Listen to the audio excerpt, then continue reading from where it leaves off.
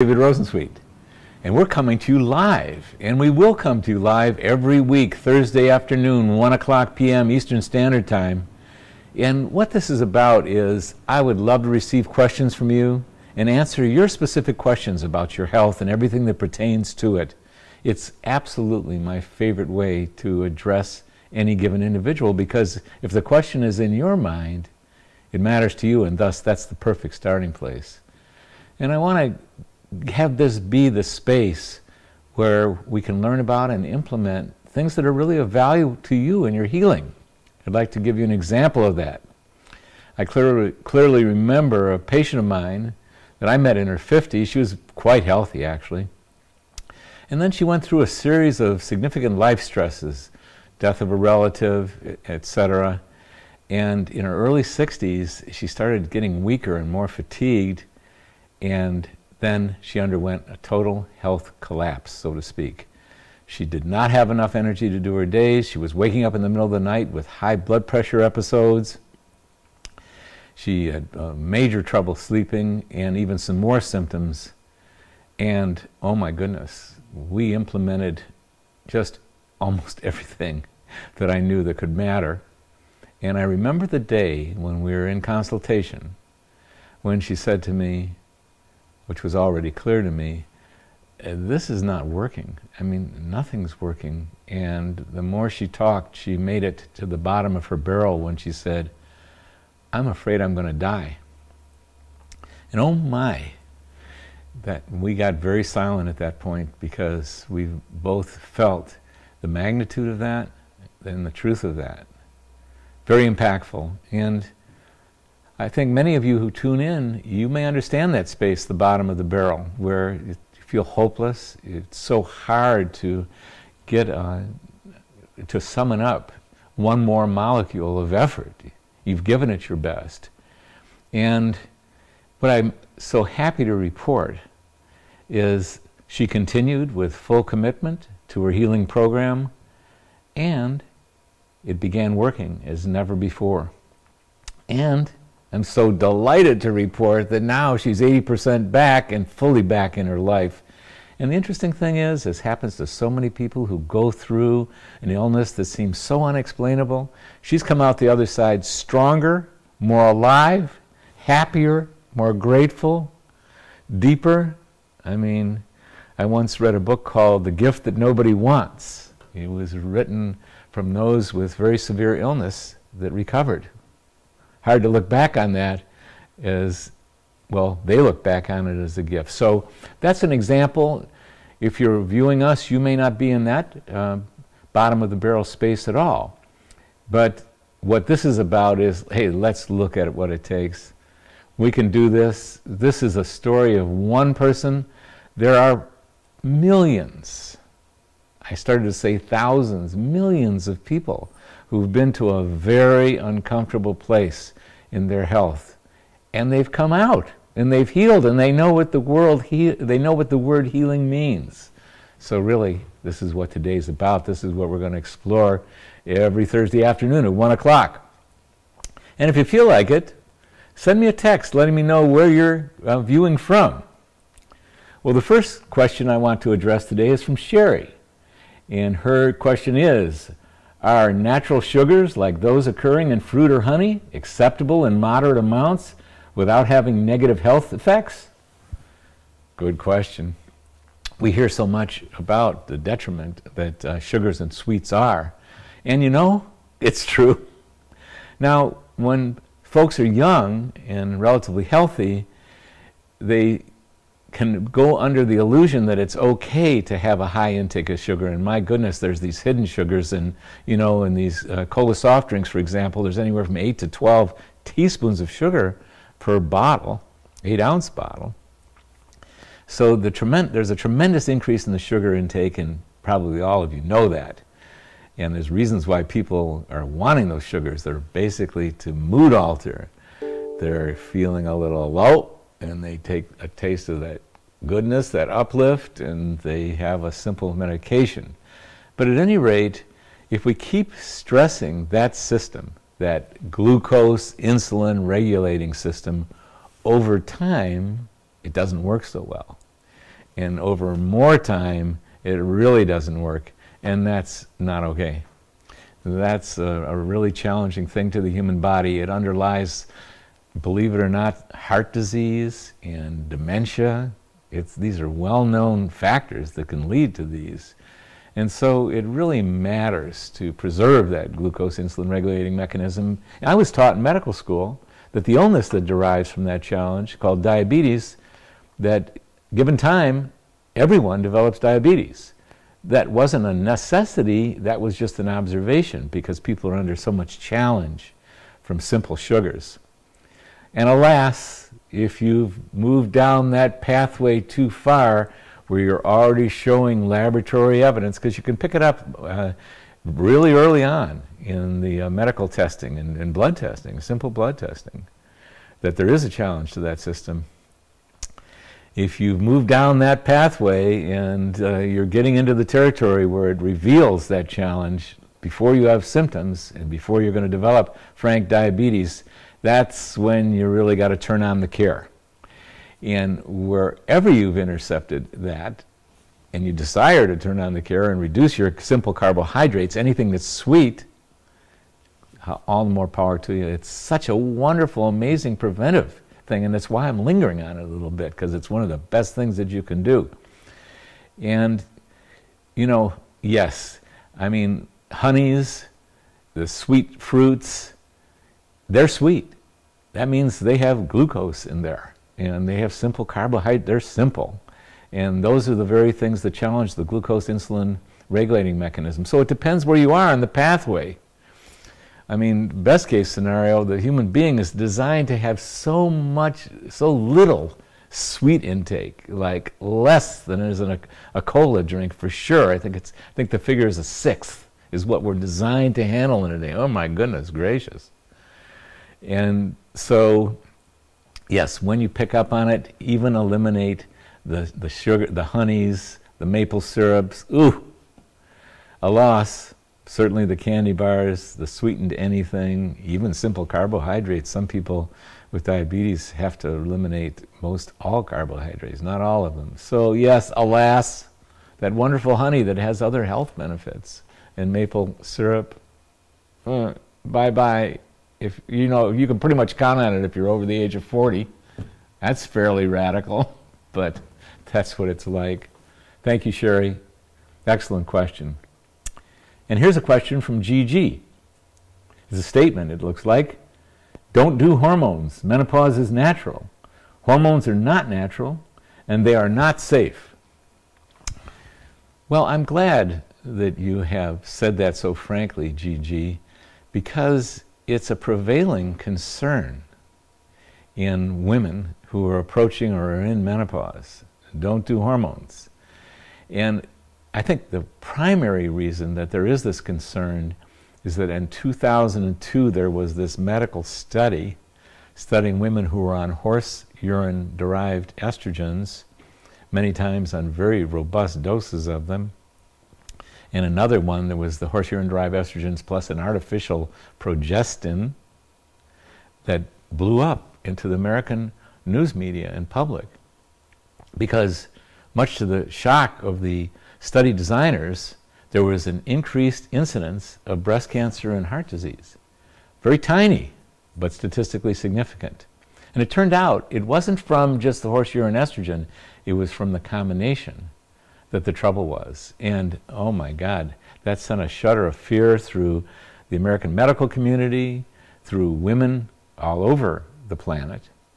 And so there was a very strong anti-hormone approach that developed.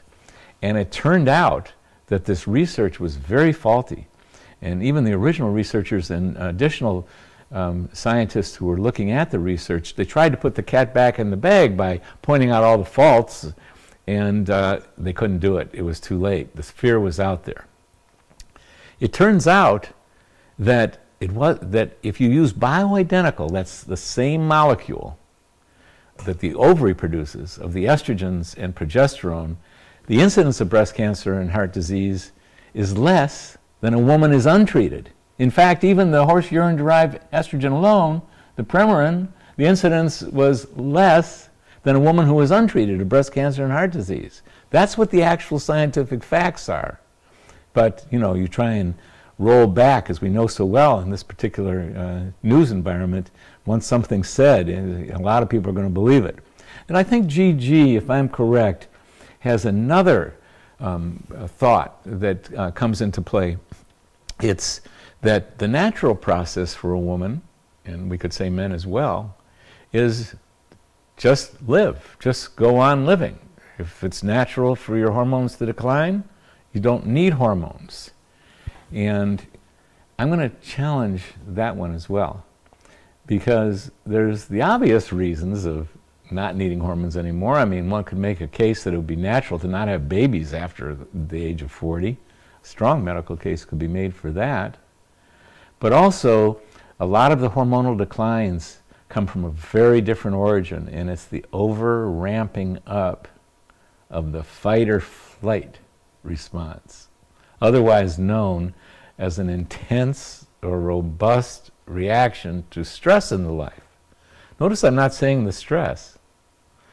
One of the most important things I myself and we all need to learn is stress is part of life. It even has its values and benefits.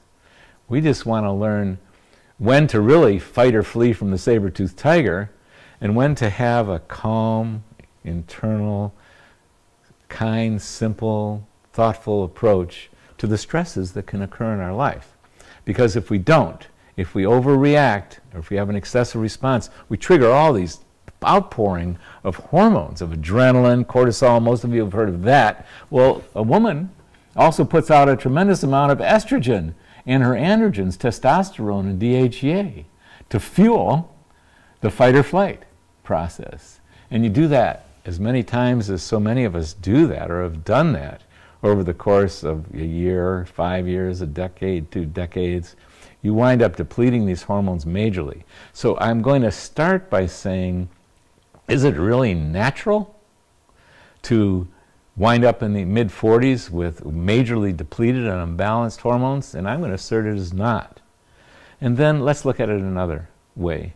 It turns out that in general, we humans are living a lot longer. Like there was a time in human history where very few women ever went into menopause because very few women and men lived beyond the age of menopause. Well, that life has extended out considerably, decades and decades and decades. And I can tell you this for sure. The hugest percentage of women and men who go past the mid-40s, they're going to get a decline in hormones so significant that they're going to deplete the strength of their bones, otherwise known as osteopenia or osteoporosis. They're going to lose their muscles. You see a lot of thin legs and thighs in elderly people. They're going to have trouble standing and walking with a good stable gait. In fact, they can get so unstable, and this is what a gerontologist, I can picture the medical school lecture room where a gerontologist was teaching us about older folks. He said, let me tell you about older people. You've gone to medical school and you can think of 1,000 diagnoses that you could say and name that happen to human beings. But let me tell you about the older people. They are losing their muscles, they're getting unstable on their feet, they're falling to the floor and fracturing their hip and other bones, and they're passing away very often from that. So take care of their muscles and their bones, folks. And yes, because, why am I lingering on that? Because that is so debilitating when people lose their strength and they move to canes, not so bad. Walkers, ooh, a lot of folks, because I have the privilege of treating elderly folks, they don't love the walkers, they're grateful to have them. And then the wheelchairs, and you know, the more independence that people lose, bless their hearts, they endure it with nobility, but they don't like it. And I can tell you that. And so you want to, so people who, men and women who deplete their hormones, that's what happens to them, and that's why you see so many assisted living facilities and nursing homes, because that's the main reason they're there. And then for women, when they lose the strength and the muscle that holds up the bladder and the vagina, it prolapses and they start getting the recurrent urethra and bladder infections, and they lose their urine on cough, and you put that together with the vaginal atrophy that occurs with low estrogens. Oh my goodness, it's the recipe for adult diapers. Another thing that people tolerate and use, terrific that they're available, but they don't like it. And it's extremely limiting. And then let's talk about arteries. And let's talk about mental cognition. One of the most common symptoms of women going into menopause is the cognitive ability starts declining, and there's even a cohort of those with dementia that the low estrogen is one of the main factors involved with many factors that lead to dementia and Alzheimer's as well.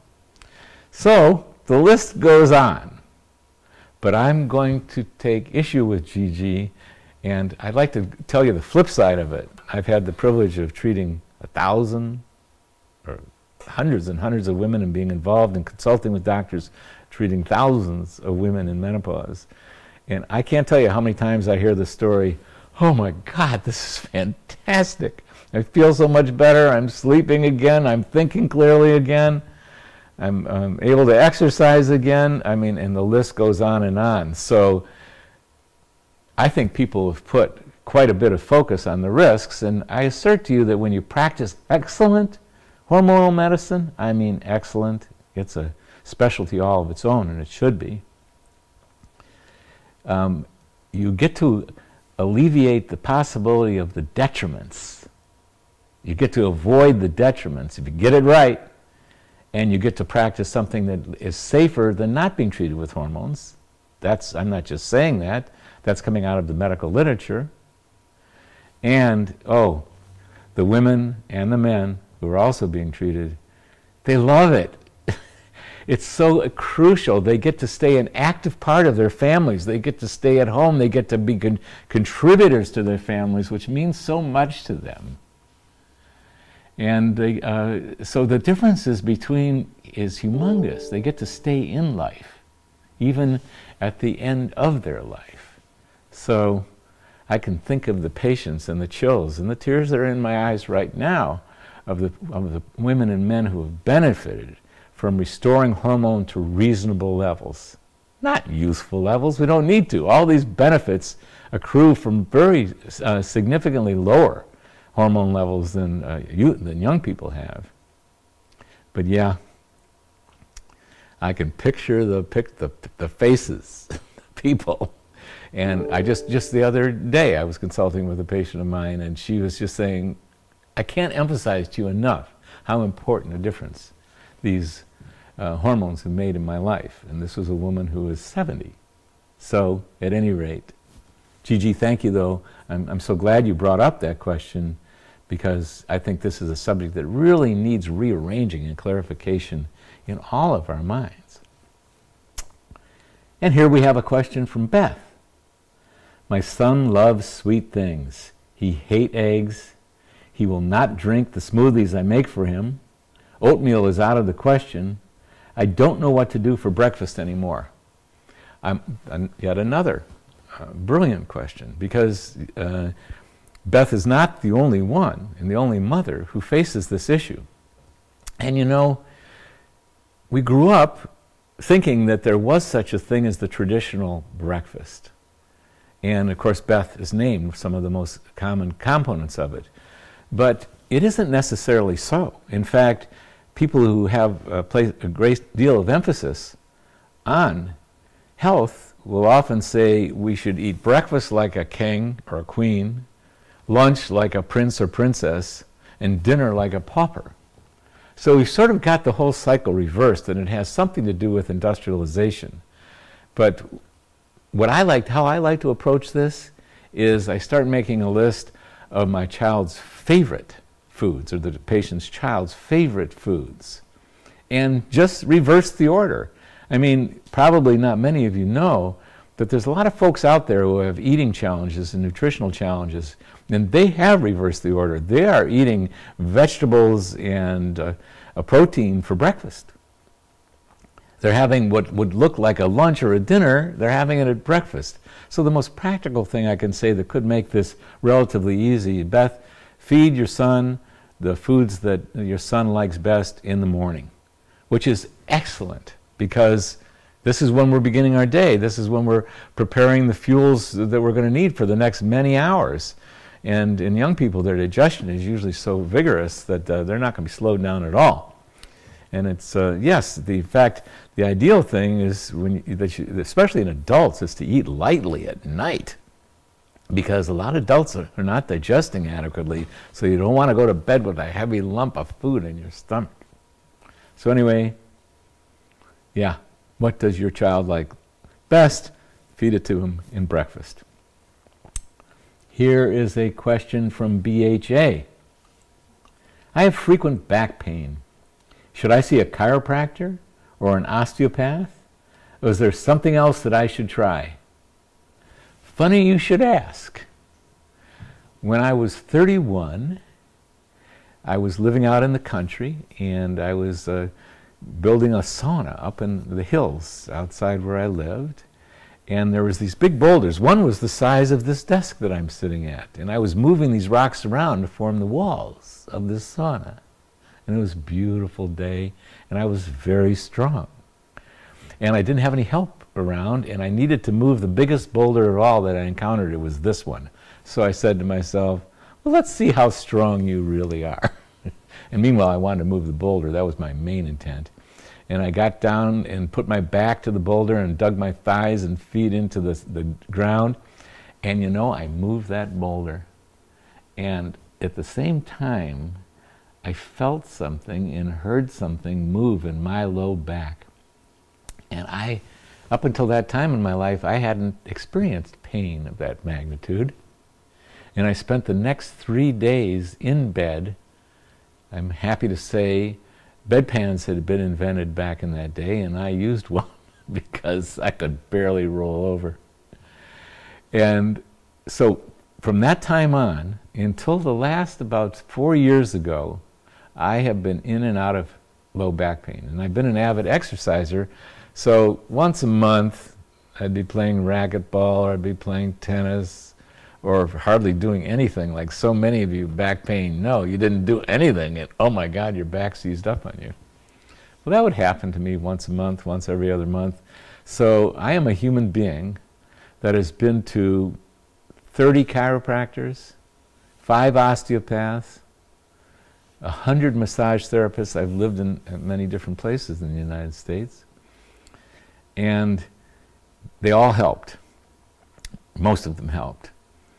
And yet, over the course of time, I began to realize that even if someone could adjust me back into reasonable structure, that if I had tense muscles and ligaments, I would get myself out of that adjustment really quickly. So I began turning my attention to something else. And my beloved discovered a magical man in Sarasota, Florida, named Aaron Mattis, who is well known in the athletic field, in the baseball field, in the Olympic gold medalist field, because Aaron was the answer for me. And what he taught was a very special form of stretching. And once I had done yoga ever since the original accident, and yoga is lovely, yoga is amazing, but I wasn't doing it properly. And Aaron, among many things, he taught me a few principles about stretching. And then he has a stretching routine, although you could almost invent your own stretching routine. But he said, stretch and don't hold that stretch more than the count of 1,000, 2,000. And for those of you who are technically minded, because if you hold it longer, you're going to enlist the proprioceptive reflex of the oppositional muscles. They're going to tense, and you're going to be working against tense muscles. So that was one of the principles that Aaron showed me. Here's another principle that you have to pay an enormous amount of attention to what's going on in your body. You can't be thinking about your cash flow or your next project when you're stretching, because what people often do is they'll overstretch. And I always like to think in terms of, let's say that I had an electron microscope, the most powerful of microscopes, zeroed in on my ligaments and muscles and joints and I could see the actual fibers. You can overstretch a fiber microscopically and not feel it while you're doing it.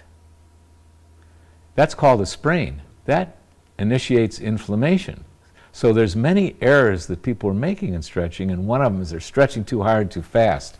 When I think in terms of stretching, and especially someone who's in initial back pain or has pain issues, I say make a 5-year plan for yourself. Don't try and stretch yourself out into a pretzel by going too fast. Go so slow, and this is what I did when I was in the middle of the back pain. I would stretch about 1/10 of the stretch. So if I was standing up and bending over to touch my toes, I would not try and go to my toes.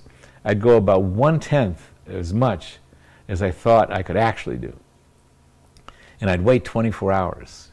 And if I was sore, 24 hours later, I knew I had stretched too much. And that's how sensitive you have to be. So really, you pay attention to the stretch, you put your consciousness, your sensing, your mind into the actual stretch you're doing.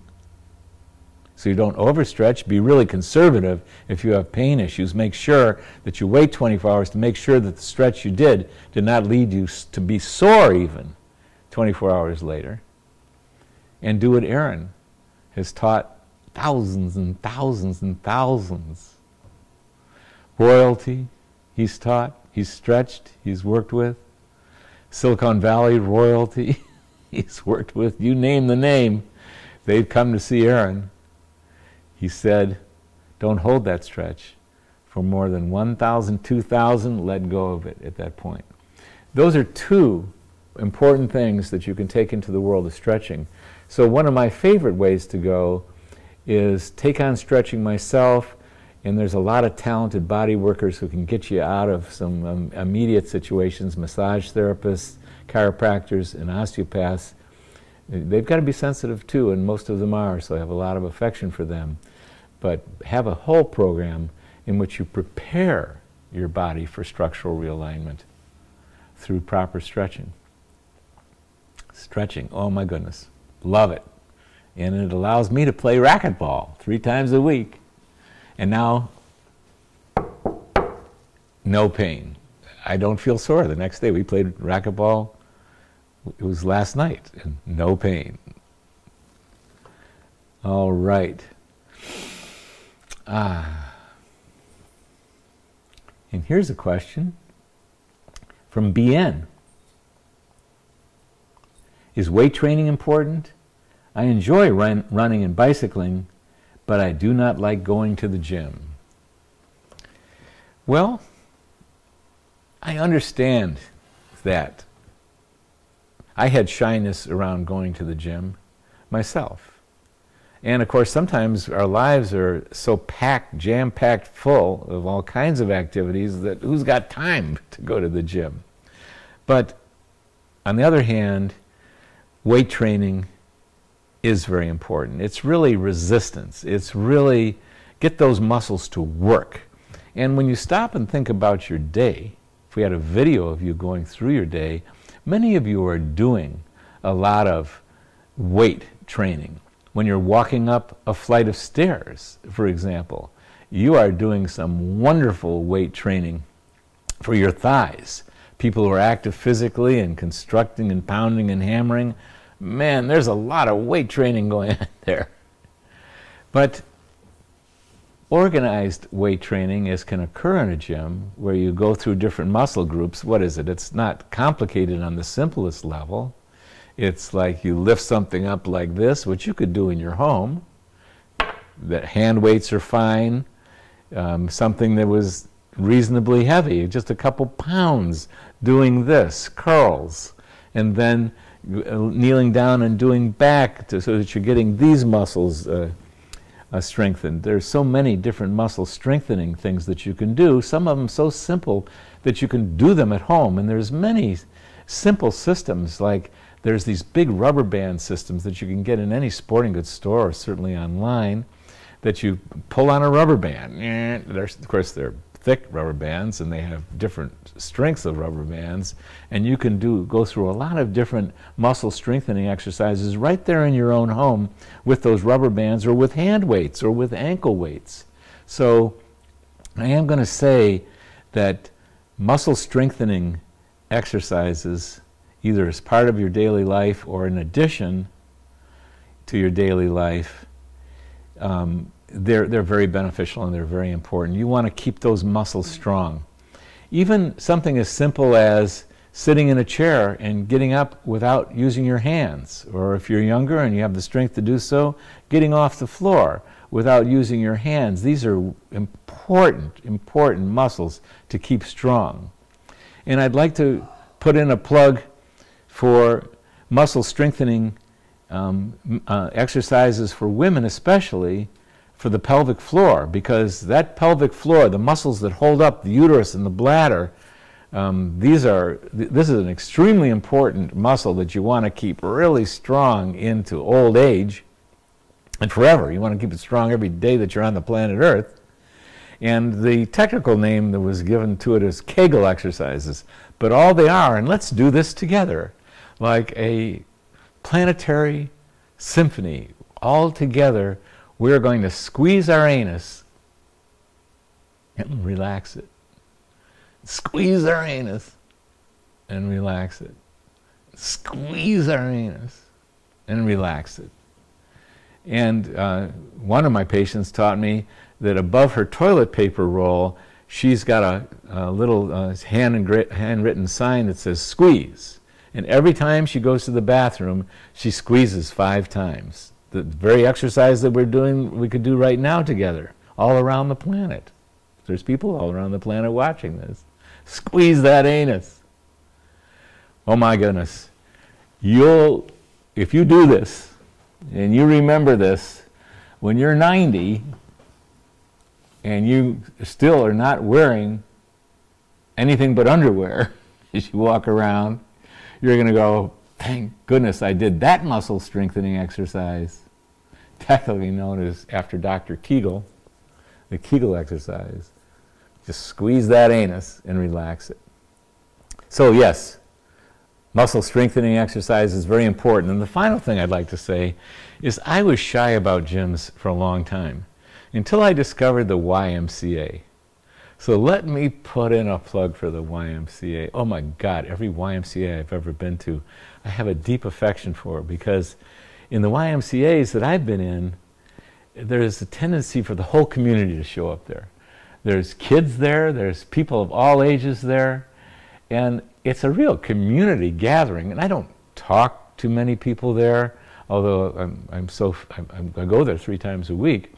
So you don't have to have social conversations. No, people are there because they like to exercise. But it's nice being with a group in our community. So even if you've been shy of the YMCA, I'd say open up that possibility, because what will surprise you, and it surprised me, is how much I look forward to being amongst a group of human beings. I'm basically a herd animal guy. I feel comfortable in a herd. It took me many years and decades to realize that I feel comfortable. I can be quiet in the herd. I don't have to engage with the herd, but I do feel comfortable in a group of people. And especially at the YMCA, when it's all ages, denominations, races, genders, everything. So, not that it's necessary to go to the YMCA, and I'm sure there's many gyms that have that same feeling to them. So, a plug, not necessary. You can do all this stuff in your home and in the context of your life. So, I think I should take one more question perhaps, and then call it a day. This is from M. What nutrients are the absolute essential ones that are often necessary to supplement? In other words, not so commonly found in the average diet, if there are any. And, oh my, a little minor question, just joking. This is like a huge question. And I'd like to say that nature has set it up that if you eat a balanced diet, where you're eating vegetables, some people can eat grains, others don't do as well on grains, have good protein sources that can be from vegetables, other people will also need or do best if they're using animal protein of some sort, and fruits, you're going, theoretically, you would get the balance of nutrients that you need. So you eat good food. Now, immediately, I said, I want to address why I use the word theoretical, because in 1932, the United States Senate commissioned a nutrition study, and it was an excellent one. And they came up with some amazing guidelines, and what the science showed was that the American soils were already depleted of essential minerals. Makes sense. Natural farming methods that now has this funny name, this almost foreign name to it, but natural, let's call them natural farming methods, in which there's crop rotation and there's the implementation of natural fertilizers. Those keep those soils healthy. But this strange word I'm going to say to you about what I would use the word organic farming methods, organic, raising crops on earth and feeding animals on earth has been organic from time immemorial, from the first time there was human beings until about 100 years ago, when these new factory farms started developing, and therein was the problem. As my father would say, der stinkt de gas. When these new fangled farming methods came in, those soils started to get unbalanced and depleted, and then you don't get healthy crops out of those soils, so they get weak, so they become prey for all kinds of vermin, including insects. So then on came the insecticides and the pesticides, and then these select supplements like nitrogen, for example, that only was giving the nitrogen but not necessarily the balanced minerals and stuff. So the American soils, unless you've been farming by traditional methods, and interestingly enough, so many savvy farmers who actually went into factory farmers are resorting to the farming methods that their great-grandparents were using. Many people on the family farms, they're going back to, quote, organic farming. I love organic, I don't mean to diminish it, but I want to just emphasize that this new word that everything was organic at one time. And so to get the nutrients that you need, the very best thing you can do is have your own garden and raise your own animals if you're eating animal-based foods. That's the very best. You can't do better than that. And then you get into proper soil care, crop rotation, stuff like that. Well, that's not going to be a solution for many of us, even though many of us would have the dream, I do, of having my own big garden and spending most of my day farming. I'd love to do that. But I love what I'm doing, so I'm not going to be also trying to do a farm. But that's the very best. And that has the extra added advantage of farm to table, because the minute those vegetables, for example, are removed from the ground or off the tree, they start losing nutrition. So some of the modern agriculture methods that we're getting our organic food from California, that's what, 2, 3 days, 4 days, a week in transit, a lot of nutrient loss there. So even the best of the organic foods, unless they're coming local, and oh my goodness, in this wonderful town that I live in, we have a farmer's market that has an organic farmer that, for 6 months of the year, we eat like kings and queens here. And this is the second best. Farmer's market. Discover your local farmer's market. Discover your local farmers. They're fun. They're devoted. They're down home. We've met so many of them. And the food that they're producing is the freshest, richest, especially the organic farmers, that you can possibly purchase.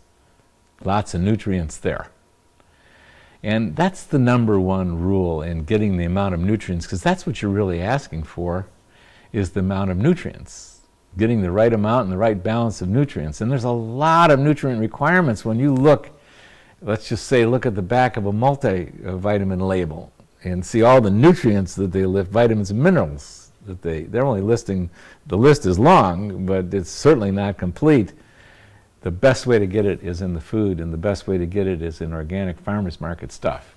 And then we have the rising up in America of grocery chains that have become far more friendly to organic food. They're carrying a mix of organic and not organic, and it's happening more and more and more. It's just spreading so fast across America. I just love it that it's happening. So that's a good source too.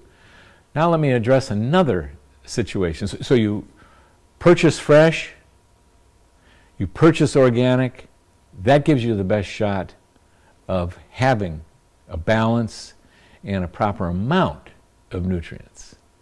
But there's another issue in human life forever, and I'd say it hasn't quieted down in modern day living, is there's a certain amount of stress going on and a certain amount of unbalanced, unmeditative, non-calm response to the stresses of life. In fact, use your imagination. Picture yourself at one of your more upset moments. This is not an ideal time for folks, and many folks spend a significant part of their life worrying, small, medium, large, fretting. I'm not trying to dismiss some of the super challenges that happen. Man, you break down with a cry and hopelessness, and life has that in it. Of course, I've been there. But day-to-day stresses, pushing yourself through the day, worrying about work, 1,000 million things to do on your list, being driven by your mind, being driven by this imaginary slave driver. Pardon the use of the term, it's a very uncomfortable word, but yeah, we all can have one inside of our own mind, and the judge inside of our own mind. This triggers the biology of the stress response, and it increases the demands for energy production to do all these wild things that we're doing. And the stress response itself requires a significant amount of energy to fight or flee from this perceived saber-toothed tiger we think is chasing us. And it requires definitely increased nutritional requirements that no food supply could supply. If you're leading a life that has got a lot of agitation in it, a lot of action in it, a lot of demands in it, internal and external, you got increased nutrient requirements. And so this is why early on in my own life, and in fact my mother used to give us cod liver oil every day because it was loaded with all kinds of vitamins and minerals. So it started when I was a very young kid. I can almost taste it in my mouth right now. It was this curious, strange, uncomfortable taste, but this curious, rich taste to it, cod liver oil. But very early on in my life, and then also in my career as a physician, I started seeing the importance of nutritional supplements, and I entered the world of nutritional supplements. And oh my goodness, any of you who have entered that world, you know there's a lot to it. There's a lot of quality difference out there. But I'd like to pick up this particular discussion next week because we've just opened a big one. What supplements should I choose? And, the quality-wise, the cost-wise, which ones should I choose? I want to give it the time that it really deserves. The few things more I'd like to say about it is, for one thing, with all that I've learned and know about health and healing, and the many elements that can really make a beneficial difference for people, I would not dare to run the scientific experiment of not taking nutritional supplements every day. I know there's many people out there say, well, I don't need these things. And they're different than medications, which are very strong and you can feel them. You have high blood pressure and you got a headache and you're exhausted and you're scared and you take a high blood pressure medicine and that blood pressure goes down. Man, you feel that. Nutritional supplements aren't like that. they're not intensely, immediately active. You've got to do a good nutritional supplement plan over months and years to really build up the nutrients in your body so you don't feel them. So people think, well, I don't need these things. I can't even feel them. Although I want to tell you, I've had many patients and even friends and close ones that they do feel those supplements. They're like the canaries in the coal mines. They can feel the subtle stuff, and they'll tell you about it too. But I'm not one of those folks. But I take a handful of supplements, not a handful, but a nice little amount every single day, and I wouldn't dream of doing the scientific experiment. To me, it would be a scientific experiment of not taking nutritional supplements with the increased demands and the challenges to the food supply. Oh yeah, I love them.